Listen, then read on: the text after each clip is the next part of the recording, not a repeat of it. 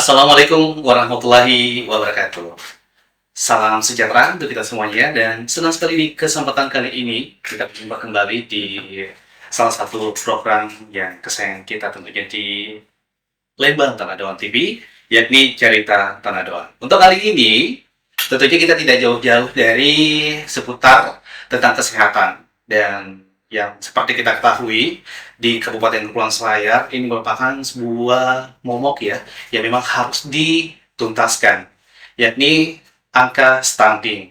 Dan tentunya berbicara tentang stunting banyak stakeholder yang tentunya bisa kita gerakkan dan mulai dari atas sampai ke bawah.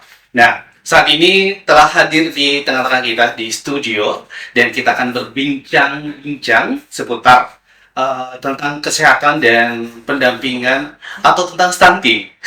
Baik, ini dia Ibu Andi Rahmayana.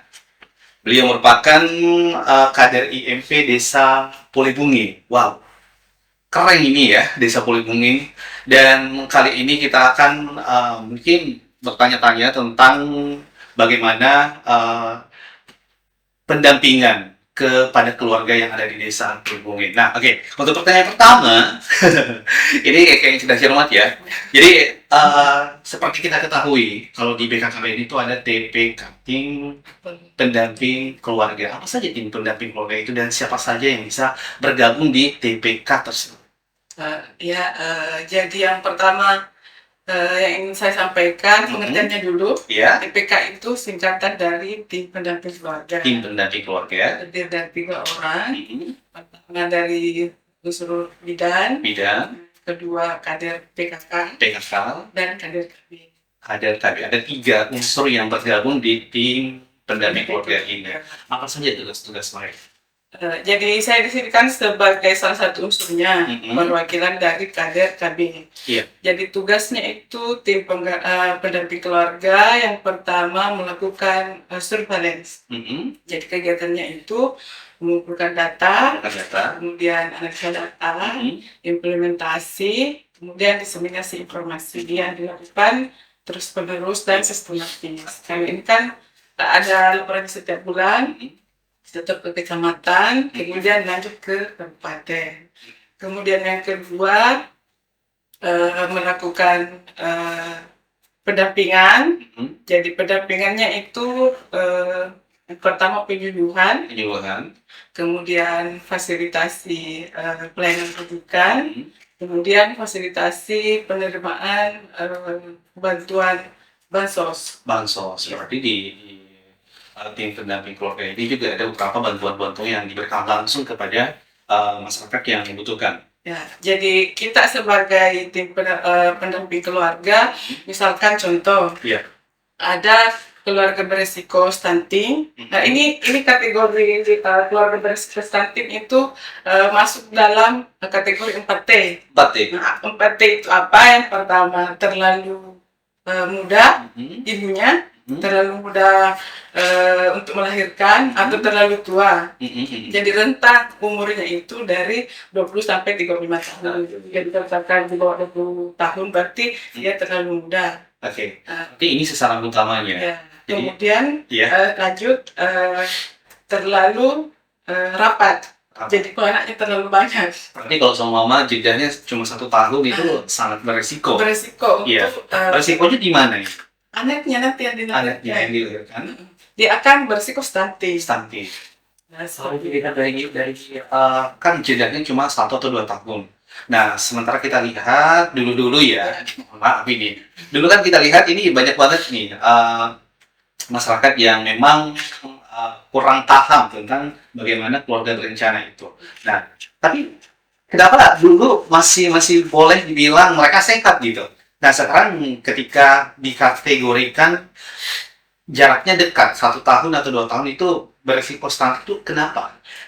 Ini sebenarnya dari segi penerimaan nutrisi dari bayinya. Kenapa? Karena kalau misalkan ini kan normalnya jeda 2 tahun. Jeda 2 tahun, ya. Setelah anaknya umur 2 tahun baru normalnya bisa hamil, karena ketika sang anaknya ini belum cukup 2 tahun, dan dia hamil, ini kan pemberian ASI ke anak itu maksimal 2 tahun.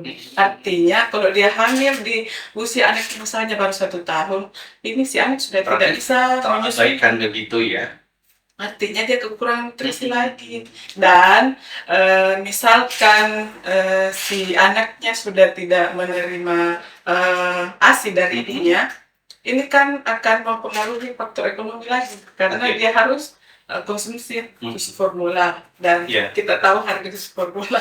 Nah, tadi kita bercerita, maaf ya potong sedikit ya. Kita tadi bercerita tentang pemberian ASI kepada anak. Nah, kalau seumpama ada anak yang pada saat dia lahir tidak minum ASI di ibunya, itu bagaimana? Apakah beresiko terkena stunting atau gimana? Ya itu jelas beresiko Pak. Jadi sejauh ini kalau yang di desa kami untuk yang memang ibunya kurang jumlah ASINya, misalkan mungkin baru 2 bulan atau 3 bulan usia bayinya sudah tidak ada ASINya yang keluar, maka kita dari pendamping melakukan koordinasi ke pemerintah desa karena kalau di desa kami itu ada program bantuan susu formula. Susu formula. Nah, jadi ini continue via 3 bulan, 6 bulan atau 1 tahun? Kita bantuannya stimulan dari pemerintah desa seperti itu. Jadi pemerintah desa mengharapkan dengan bantuan stimulan yang diberikan ke ibu sasaran bisa sedikit meringankan beban. Berarti beberapa program-program dari pemerintah diturunkan ke desa-desa melalui tim pendamping keluarga itu terpaksa saran ya sejauh ini. Nah, kalau di desa Pelindung ini langkah-langkah saja yang dilakukan, ini kan cakupannya desa Pelindung ini. Ini langkah-langkah apa saja yang dilakukan oleh teman-teman dari tim pendamping keluarga ini? Soalnya kan tadi katanya 3 unsur. Apa saja yang dilakukan kepada masyarakat pendekatannya sehingga mereka mau begitu? Kan biasanya ketika kita turun penyuluhan, mereka ogah-ogahan. Apalagi ini kan terkait tentang kesehatan mereka ya untuk kedepannya. Dan stunting ini mungkin dianggap sepele buat mereka. Apa saja langkah-langkah yang dilakukan oleh teman-teman? Ya, yang pertama kita sebagai pendamping sebelum turun ke sasaran harus mengetahui karakter dari sasaran. Ya, kemudian suasana dari keluarga sasaran tersebut kan, misalkan untuk. Berarti ini door to door atau dalam satu tempat penyuluhan? Atau mungkin tim dari teman-teman langsung ke rumah-rumah? Gimana? Kita ada dua tahap. Ada face to face, bisa langsung ke kunjungan. Ada juga yang ke posyandu. Kan kalau posyandu bisa tim. Khususnya untuk yang sudah terdeteksi stunting, kita biasanya door to door. Betul. Itu tadi sudah terdeteksi stunting. Ini memperjelas. Ini apakah memang sudah di-screening atau bagaimana sampai teman-teman dari tim pendamping keluarga sampai menjudge kalau seumpama anak ini udah stunting, udah beresiko, ini seperti apa sih supaya kita bisa tahu? Jadi itu setiap bulan kan ada penimbangan di posyandu. Penimbangan tiap bulan di posyandu. Di posyandu. Untuk yang balita bayi di bawah 2 tahun. Setelah dilakukan penimbangan, hasil penimbangan itu dilaporkan ke puskesmas. Ke puskesmas. Ya, kemudian dari puskesmas yang menginput ke aplikasi. Ada formatnya, perhitungannya atau apa? Ada. Jadi, soalnya kan apa ya? Kayak bagaimana ya kalau kita lihat di Kepulauan Selayar, kalau kita lihat kan sehat-sehat aja. Mereka tuh nggak ada yang memang maaf ya ukuran badannya pendek gitu usianya. Mereka itu kalau seumpama kita lihat orang Selayar kan memang orangnya pendek-pendek gitu tapi smart gitu. Cobaan kali ini dengan adanya isu stunting, akhirnya masyarakat di Kepulauan Selayar banyak yang terdeteksi gitu. Jadi maaf saja ya karena mungkin masyarakat juga harus tahu gitu. Kalau misalkan dari versi Dinas Kesehatan, dia mendasari dari aplikasi EPP GBM. Perhitungannya. Jadi kalau misalkan sudah diinput dan terdeteksi di situ ada yang tingginya normal, tapi berat badannya kurang, itu sudah masuk kategori stunting. Tapi kalau di BKKBN, pendek itu belum tentu stunting, tapi stunting itu sudah pasti pendek. Itu dia. pendek belum tentu stunting, Iya. tapi stunting itu sudah pasti Pendek. pendek. Oke. Nah, tadi kita sudah bercerita tentang bagaimana pendekatannya. Nah, respon dari masyarakat sendiri bagaimana? Sama-sama. Namanya juga masyarakat. Iya, nah itu dia. Iya. Seperti apa dia respon dari mereka? Ada yang menyambut baik, Menyebut baik, ada juga yang merasa tidak nyaman. karena mungkin mereka berpikir ini adalah aib. Ya, mindsetnya itu Pak. Karena mungkin mindsetnya masyarakat sebagian mengatakan kalau stunting itu anaknya bodoh. Iya, hanya bodoh, tak tinggal, gitu, sampai nanti Lambat. dipikirkan. Ya, seperti itu Pak. Padahal sebenarnya tidak seperti itu. Iya. Jadi untuk inilah gunanya kita tim pendamping keluarga memberikan pemahaman bagaimana supaya orang tua dari sasaran itu menerima baik. Ini kan kita tujuannya untuk membantu. Oke. Jadi ada juga beberapa memang ada hasil ketika 1-2 bulan sebelumnya dia secara ini dikes ya karena kan perhitungan hasil penimbangannya Hasil penimbangannya, ya. ke puskesmas yang sebelumnya masuk kategori stunting beberapa bulan kemudian sudah keluar Datanya ya. Oke. Nah, kalau seumpama, ini seumpama ya di satu wilayah atau mungkin di Pulau Gunung, maaf ya. Ya. Kalau seumpama di Pulau Gunung ada yang sudah, wah ini udah stunting. Langkah-langkah apa saja yang dilakukan oleh tim pendamping keluarga dan pemerintah untuk bisa, ini kan takutnya nanti beresikonya langsung jadi naik level gitu, Iya. jadi stunting gitu. Padahal kita masih indikasinya beresiko. Itu bagaimana dari tim pendamping keluarga bersama dengan pemerintah setempat dan tim-tim yang lainnya untuk bisa membuat anak ini keluar dari yang memang kita sudah curigai kalau stunting. Jadi sebenarnya kalau dilihat dari kondisi keluarga yang terindikasi stunting itu tidak melulu yang keluarga menengah ke bawah, ada juga yang menengah ke atas. Cuman untuk pemahaman ke keluarga yang menengah ke atas itu lebih cepat. Lebih cepat, mereka lebih cepat memahami. responnya lebih positif gitu. Untuk yang menengah ke bawah, kita dari tim pendamping keluarga itu melakukan koordinasi ke pemerintah desa. Iya. Karena kan sekarang banyak bansos. Oke. Termasuk di desa itu ada namanya BLT. Jadi banking dulu sama bansos. Ada juga kan untuk pancingan Pak. Yes, Kemudian di desa juga ada pendamping PKH. Untuk yang penerima PKH, jadi kita koordinasi bagaimana ini si sasaran supaya bisa mendapatkan bansos. gitu. Nah, ini secara detail kita sudah mendata dan memang sudah ada indikasi bahwasannya anak ini sudah stunting. Nah, apa saja yang bisa dilakukan oleh teman-teman?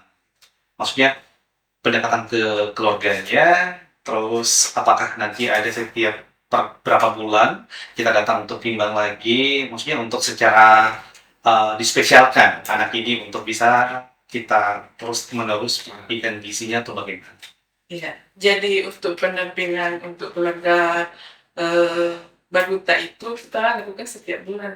Jadi dikontrol ketika misalkan, ini sudah dapat bansos, bulan berikutnya kita datang lagi bagaimana penimbangannya sudah normal tidak. Karena kadang juga ada orang tua yang malas bawa anaknya ke puskesmas. Malah orang tuanya yang datang ke rumpi.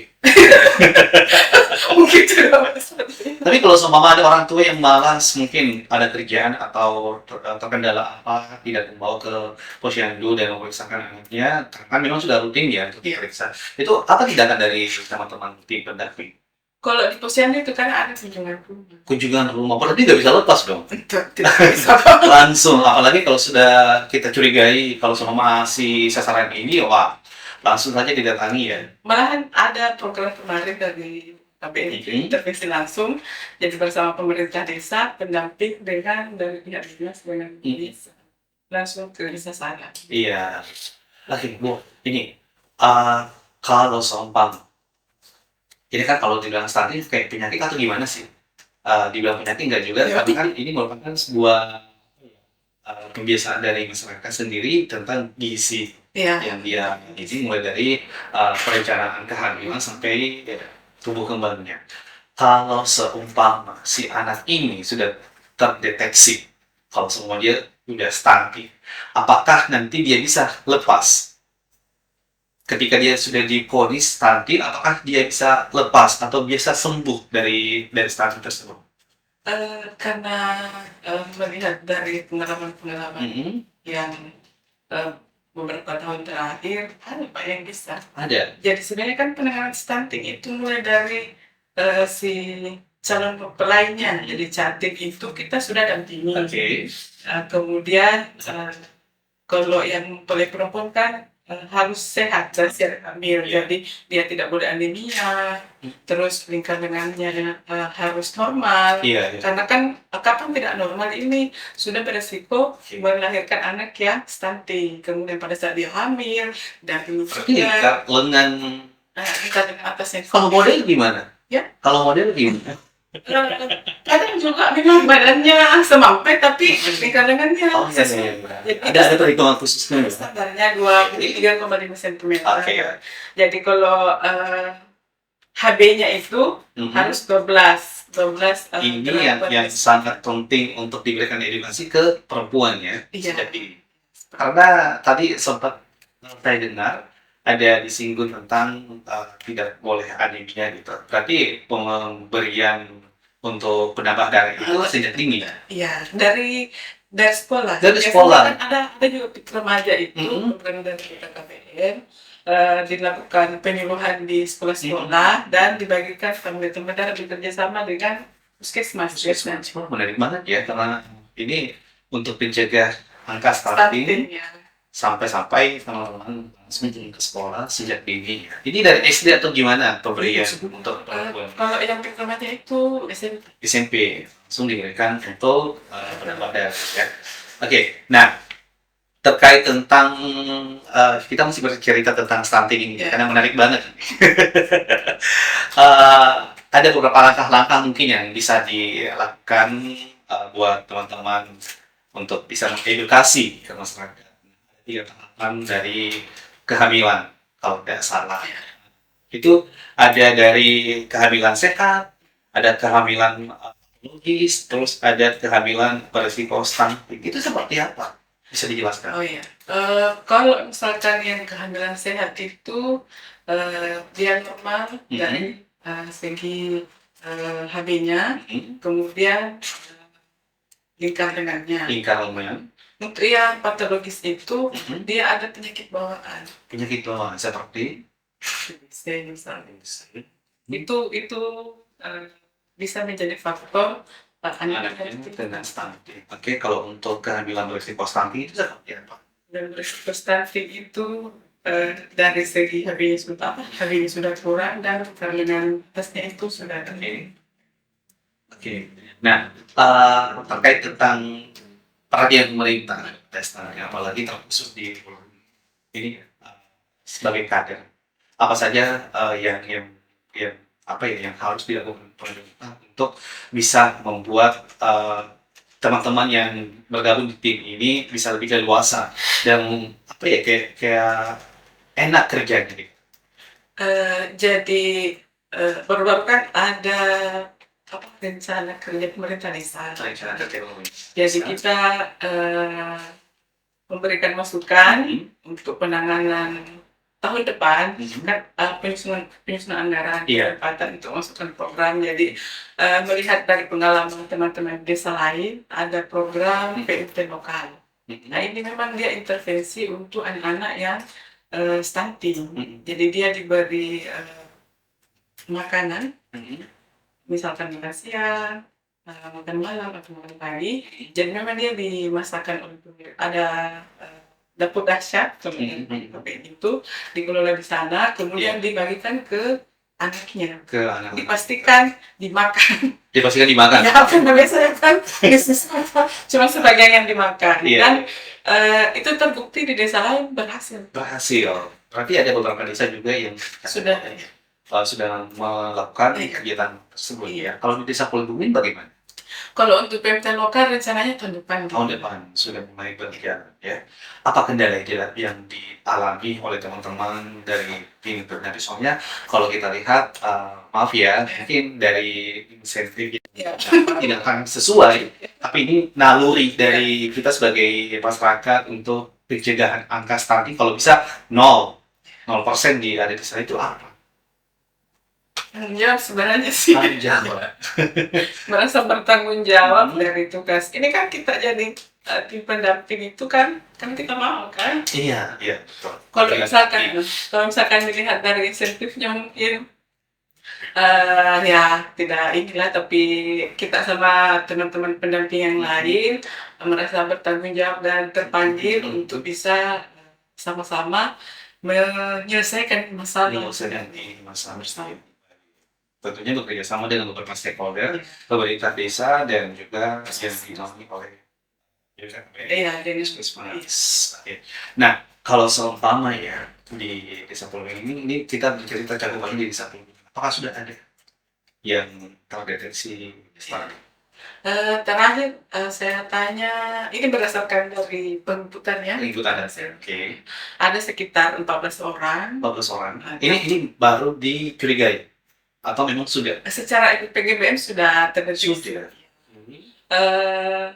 Balutanya ada sekitar 3, karena kan kalau yang di puskesmas itu bergabung dengan yang usia sampai 5 tahun. Kalau 5 tahun. Jadi yang baluta itu dari jumlah 14 orang ada sekitar 3 orang. Cuman yang saya lihat kemarin datanya itu ada 2 orang yang sebenarnya bukan warga kami, cuman berdomisili di desa Pelindungi. Cuman untuk intervensinya tetap kita berikan, maksudnya sama dengan. Sudah ada 14 orang ya yang saat ini dinyatakan terdeteksi sebagai stunting. Dan selain kita lihat ya, kan kalau stunting itu pendek. Nah, kalau selain dari fisiknya, hal yang menonjol, maksudnya ada sesuatu yang ini enggak dari orang-orang, maksudnya remaja atau anak-anak seusianya yang membedakan gitu, selain tingkat tingginya kita? Kalau sejauh ini pengamatan saya, sesuai yang saya sampaikan di awal tadi, yang pendek belum tentu stunting, tapi yang stunting sudah pasti pendek, itu dari sekitar 14 orang yang sebutkan tadi. Untuk versi BKKB ini saya rasa enggak ada. Berarti secara PGBM saja. Justru ada itu beberapa tahun yang lalu 2 anak yang dicurigai stunting, ternyata dia tidak bisa dikategorikan stunting karena ada penyakit penyertanya. Ternyata setelah 1 tahun lebih usianya itu baru ada dia setelah dirujuk ke rumah sakit, sudah ada hasil pemeriksaannya, ternyata ada penyakit penyerta, ternyata dia bisa memang tidak normal, jadi itu tidak bisa dikategorikan. Karena saya bisa diberikan susu itu berdosa. Berarti bisa dibilang kalau semua sudah masuk kategori stunting dan pemerintah sudah berupaya ya untuk memberikan gizi dan memberikan edukasi kepada keluarga, tapi tetap aja masih pada seperti itu, maksudnya yang dikucilkan gitu, karena mereka juga bisa untuk seperti anak yang lainnya tumbuh kembangnya juga, bermain dengan yang lainnya, dan mereka juga bisa memperoleh pendidikan yang setara dengan teman-teman yang lain yang sebaya. Juga sebenarnya penting itu Pak untuk ibu-ibu sekarang, ibu-ibu muda, yang pertama berhenti membelikan ciki-ciki untuk anaknya, generasi micin. Snack. Iya, snack. Baru umur 1 tahun dibawa ke warung. Ini juga bisa memicu untuk stunting. Pak. Makanan ringan. Kemudian yang tinggi gula. Iya, kadar gulanya tinggi gitu ya. Iya. Kemasan itu yang manis-manis. Yang instan juga, mie instan gitu. Ya seperti itu Pak. Sangat. Sudah diajarkan belum umur 2 tahun sudah mengkonsumsi makanan-makanan ringan. Jadi ketika dia makan di rumah sudah tidak. Yang seharusnya dilakukan itu apa coba? Kalau seumpama kita menghindari untuk tidak mengkonsumsi snack-snack ringan dan instan gitu. Harusnya kan ibunya ini misalkan mau keluar, Iya. harusnya anaknya sudah diberi makan. Jadi sampai di warung misalkan, dia sudah tidak minta untuk dimakan naik. Karena kalau sudah terbiasa, dia sudah tahu rasanya ini enak dan sudah malas makan. Jadi karena habit dari masyarakatnya, ibunya yang membiasakan anak-anaknya untuk makan atau jajan yang tidak sehat ya. Karena kalau kita lihat juga kalau seumpama sudah stunting dan kadar gula tinggi itu akan memicu juga ya penyakit diabetes di dalam tubuh si anak ini. Dan ada loh anak-anak yang ini sudah ada. tapi di desa Oh di desanya belum, tapi sudah ada di beberapa wilayah yang ada di Kepulauan Selayar. Kurang tahu kalau di Selayar, tapi sempat saya baca itu anak yang umur 2 tahun bisa loh kena diabetes, yang umur 2 sampai 5 tahun. Jadi itu harus cerdas juga. Harus cerdas. Karena ini ya kembali lagi ya, kita harus perhatikan gizi dia dari awal dan dari kehamilan gitu. Jadi kita harus perhatikan apa saja sumber gizi yang dimakan oleh si ibu. Dan juga yang seperti tadi ibu bilang kalau seumpama angka usia kita pada saat hamil itu memang sudah ada targetnya. Dan rentan apa maksudnya jeda untuk hamil itu sudah ada. Oke. Nah, sebagai apa ya, sebagai tim pendamping keluarga, ini sedikit bercerita apa sih suka dukanya? Suka dukanya sebenarnya kesulitannya itu di awal-awal. Awal-awal ya, untuk penyesuaian. Karena kan saya sebagai kader KB, ini kami kan keluarga yang dibicarakan, sedangkan saya kan belum berkeluarga. Belum pernah apa ya, kayak merasakan hamil, terus untuk mendidik anak, terus untuk mengurus anak gitu. Tapi kita harus menjadi kebiasaan. Agak ini juga ya. Jadi, ya kita banyakin teorinya, meskipun apa sih? Jadi tipsnya itu lihat dari orang-orang di sekitar, bagaimana ibu yang bisa memberikan nutrisi yang baik untuk anaknya. Kemudian, ini untuk ibu hamil ya. Ibu hamil, ya. Untuk ibu hamil itu tidak boleh stres. Tidak boleh stres. Bapak-bapak tidak boleh bikin istrinya stres. Tidak boleh stres pada saat usia kehamilan berapa bulan? Dari awal. Dari awal sampai pada saat dia melahirkan. Waduh. Karena kan dia agak smooth ya dong. Jadi harus diratukan, Pak. Oh iya, harus diratukan ya, mulai dari dia ngidam sampai melahirkan. Oke. Pada saat melahirkan pun juga nggak bisa stres ya, karena asidnya akan tinggi. Iya, nanti. Jadi kalau lebih tahu aku ya. Jadi kenapa ibu ini harus tetap happy dari hamil sampai pasca salin? Karena itu tadi Pak yang disebut untuk jangan sampai asinya tidak maksimal. Tidak maksimal. Nanti kan anaknya juga kurang nutrisi. Iya. Dan hari ini asi kan sumber nutrisi yang lengkap untuk nanti yang bisa asi. Baik, Ibu. Ini yang terakhir ya. Apa yang ingin disampaikan kepada masyarakat dan pemerintah? Untuk masyarakat dulu yang pertama, jangan justifikasi stunting itu sebagai penyakit yang berbahaya. Karena ini butuh perhatian juga dari teman-teman atau masyarakat untuk bisa tetap mensupport anak-anak yang meskipun terdeteksi stunting, tapi insya Allah dengan program-program dari pemerintah, pusat, kabupaten maupun desa, semua anak-anak bisa keluar dari stunting. Amin. Kemudian untuk pemerintah, kedepannya kami berharap bisa lebih maksimal lagi kerjasama dari lintas sektornya, kemudian bisa tepat sasaran. Dan mungkin ini sedikit pesan dari teman-teman, mungkin kami bekerja dengan panggilan hati sedikit perhatian. Iya. Insentifnya mungkin karena kan kita mobilisasi juga. Ada sebenarnya sih Pak, sejauh ini sudah cukup, tapi mungkin kalau misalkan ada anggaran yang lebih bisa disisihkan. Kalau dibandingkan dengan tugasnya kan lebih berat gitu. Bukan berarti kita ingin yang lebih, tapi setidaknya harus sesuai, harus balance. Seperti itu mungkin. Seperti itu. Terima kasih Ibu Rahmayana yang bertugas sebagai kader IMP Desa Pulegung sudah ada di studio kita di cerita Tanah Doang di kesempatan kali ini. Terima kasih untuk kebersamaannya.